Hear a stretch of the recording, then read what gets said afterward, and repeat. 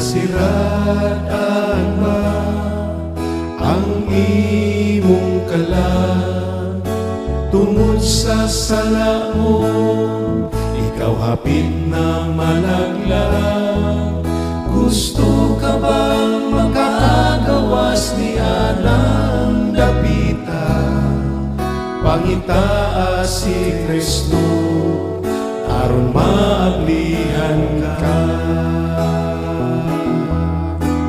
Si Jesu-Kristo ang gikinahanglan mo, kay siya mao ang yawing ipangita mo.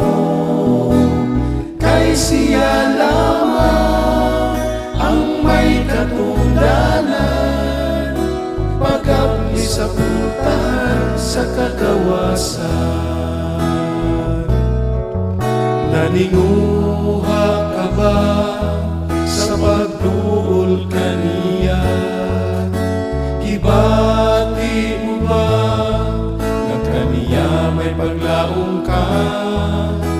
Ikaw na kinahanglan o yawi sa pultahan, aron ikaw makagawas sa lawag sa kasalanan. Si Jesu-Kristo ang gikinahanglan mo, kay siya mao ang yawing ipangita mo.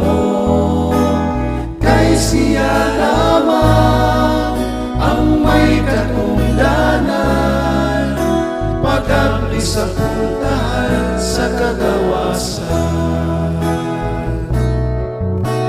Ikaw ba karon nawad-an og paglaom?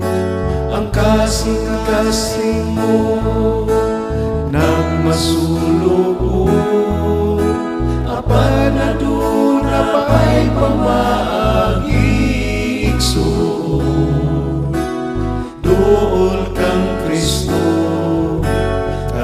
karon dayon.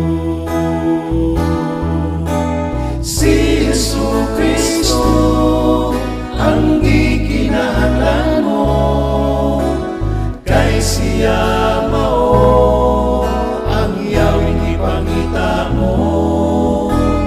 Kay siya lamang ang may katungdanan, pag-abli sa puntahan sa kagawasan.